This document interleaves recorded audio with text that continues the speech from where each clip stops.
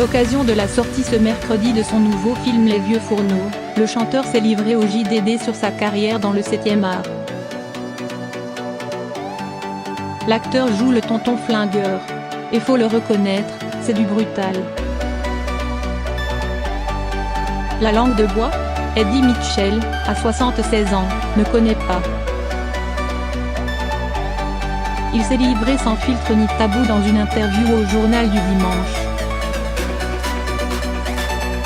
Son nouveau film Les Vieux Fourneaux, adaptation de la bande dessinée éponyme par Christophe Duperon, sort mercredi. Si l'entretien a, ou aurait dû avoir, le cinéma pour seul fil conducteur, l'artiste s'est livré à quelques digressions. Amis, collègues, stars récompensées. Tout se passe à la casserole de Monsieur Eddy. Sur de JohnnyHallyday.on le sait, Johnny et lui ont été de grands amis. Leur camaraderie s'est notamment exprimée sur scène en compagnie de Jacques Dutronc, pour les tournées des Vieilles Canailles. Eddie Mitchell s'est exprimé plusieurs fois depuis le décès de la star, dans le contexte de la bataille médiatique et judiciaire entre sa veuve Laetitia Hallyday et ses deux premiers enfants, Laura Smith et David Hallyday. Chemol, qui est aussi le parrain de Laura Smith, n'a pas manqué d'exprimer son incompréhension face à l'héritage controversé, mais surtout sa grande tristesse d'avoir perdu son ami de toujours. Au JDD, Eddie Mitchell souligne les différences qui n'empêchaient pas les deux comparses d'être amis. Johnny, les films et moi, ça faisait trois. Il explique que son défunt copain était fan de blockbuster façon Transformers. Moi je préfère Elia Kazan.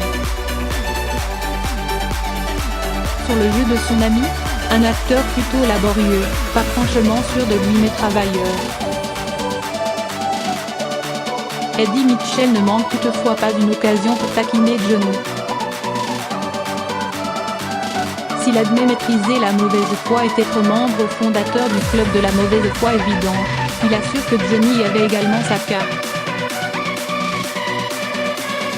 Sur La La Land. Les comédies musicales, à part Fred Astaire, un peu Gene Kelly, très peu pour lui. Et qu'on ne vienne surtout pas lui parler de La La Land, de Damien Chazelle, cet immense nanar. Loin d'être touché par le film oscarisé en 2017, il l'a fait mourir de rire.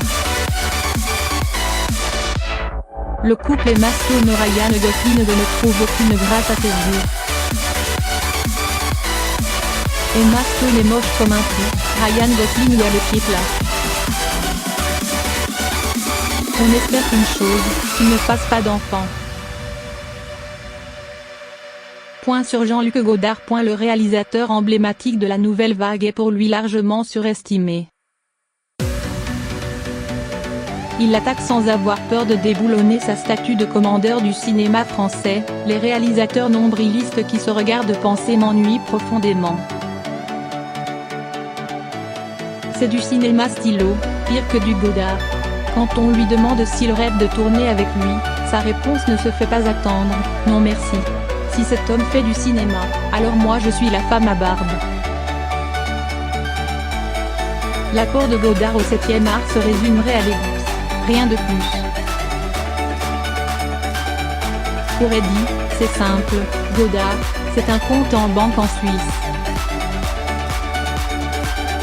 Sur son tempérament. Eddie Mitchell livre des anecdotes croustillantes sur son tempérament bien trempé qui ne le quitte pas lors des tournages. Il évoque des souvenirs du tournage d'Amor Lardy, 1983, où il a été vu contraint de réaliser une cascade à contre-cœur. À l'évocation du réalisateur de ce film, Jean-Pierre Mocky, il commente en toute transparence, le seul réalisateur à qui j'ai voulu casser la tête. Point sur sa place dans le 7e art. Je ne me considère pas comme un comédien, mais comme un acteur, confie-t-il.